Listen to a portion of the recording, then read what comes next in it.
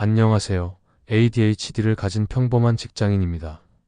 한 달 월급으로 겨우 350만 원을 받는데 매달 카드값으로만 200만 원이 넘게 나가는 제 모습을 발견했어요. 충동 구매로 인한 악순환의 고리를 끊지 못해 약혼자와 헤어질 뻔한 순간도 있었죠. 하지만 지금은 달라졌어요. 오늘은 제가 어떻게 이 쇼핑 지옥에서 빠져나왔는지 솔직하게 이야기 나누고 싶습니다. ADHD가 있는 분들, 혹은 충동 구매로 고민하시는 분들이라면 이 영상이 분명 도움이 될 거예요. 시작하기 전에 구독과 좋아요 한 번만 눌러주세요. 여러분의 응원이 저 같은 사람들에게 큰 힘이 됩니다. 그럼 지금부터 제 이야기를 시작해 볼게요. 젠장 또 시작이네. 2월의 칼바람이 송곳처럼 뺨을 찔렀다. 텅 빈 지갑을 확인하는 순간 익숙한 절망감이 턱 밑까지 차올랐다. 나는 34세 김민준. 번듯한 대기업에 다니는 평범한 직장인이었지만 통장 잔고는 늘 위태로웠다. 아니 정확히 말하면 과거형이었다. 지금은 구조조정 칼바람에 휩쓸려 백수가 된 지 벌써 석 달째였다. 내 문제는 단순했다. 멈추지 못하는 소비. 월급날 텅 비었던 통장이 잠시나마 투둑해지는 순간 억눌렸던 욕망이 폭발했다. 최신 전자기기, 명품 옷, 고급 레스토랑 눈에 보이는 모든 것에 정신을 놓고 카드를 긁어댔다. 마치 댐이 무너진 것처럼 돈은 순식간에 썰물처럼 빠져나갔다. 이번 달만 쓰고 아껴야지. 매번 다짐했지만 다음 달도 똑같았다. 아니 오히려 더 심해졌다. 마치 중독처럼 소비는 나를 올가매는 촉새가 되어갔다. 구조조정 통보를 받았을 때 가장 먼저 떠오른 건 텅 빈 통장이었다. 이제 더 이상 쏟아부을 돈이 없다는 사실에 숨이 막혔다.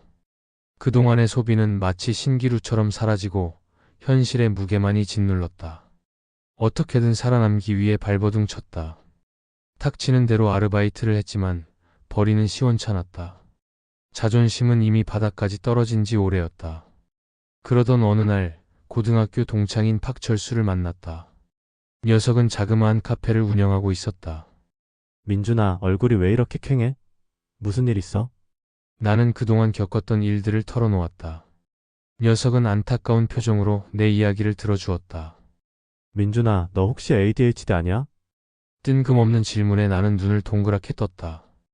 ADHD? 내가 왜? 내 소비 패턴이 좀 ADHD 성향이랑 비슷해 보이거든. 충동적이고 멈추지 못하고. 철수는 정신과 의사인 사촌 형에게 들었던 이야기를 해주었다. ADHD 성향이 있는 사람들은 충동적인 소비를 하는 경향이 있다는 것이었다. 처음에는 말도 안 된다고 생각했다. 내가 ADHD라니. 하지만 곰곰이 생각해보니 녀석의 말이 틀린 것 같지도 않았다.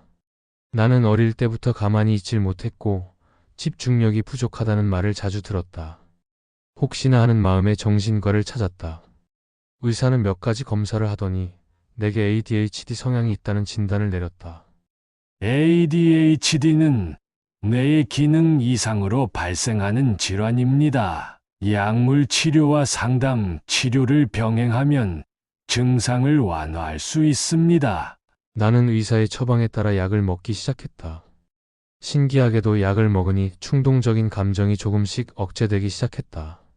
상담 치료도 병행했다. 상담사는 내게 소비의 이면에 숨겨진 감정을 들여다보라고 조언했다. 나는 왜 그렇게 소비에 집착했을까?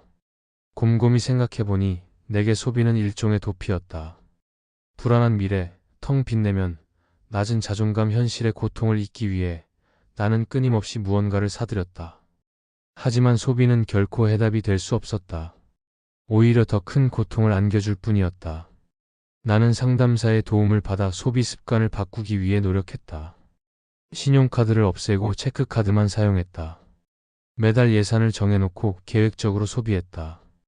충동적인 감정이 들 때마다 심호흡을 하고 잠시 멈춰섰다. 처음에는 쉽지 않았다. 하지만 시간이 지날수록 조금씩 변화가 느껴졌다. 더 이상 소비에 휘둘리지 않고 내 삶의 주인이 된 기분이었다. 나는 철수에게 고마움을 전하기 위해 카페를 찾았다.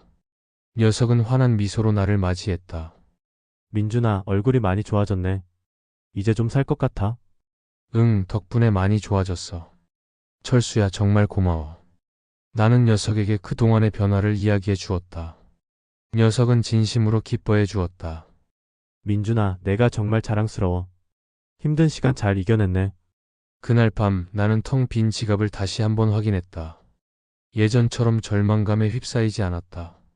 오히려 묵직한 깨달음이 가슴속에 차올랐다. 나는 조용히 읊조렸다. 결국 중요한 건 돈이 아니었어. 내 안에 있는 불안과 욕망을 다스리는 게 먼저였던 거야. 돈은 그저 수단일 뿐 목적이 될 수 없어. 앞으로는 돈에 휘둘리지 않고 내 삶의 가치를 좇아 살 거야. 나는 밤하늘을 올려다보았다. 차가운 바람이 여전히 불었지만 마음은 한결 따뜻해졌다. 나는 이제 텅 빈 지갑 속에서도 희망을 볼 수 있었다. 내일은 오늘보다 더 나은 내가 될 수 있을 거라는 희망을. 그리고 그 희망은 그 어떤 값비싼 물건보다 값진 것이었다.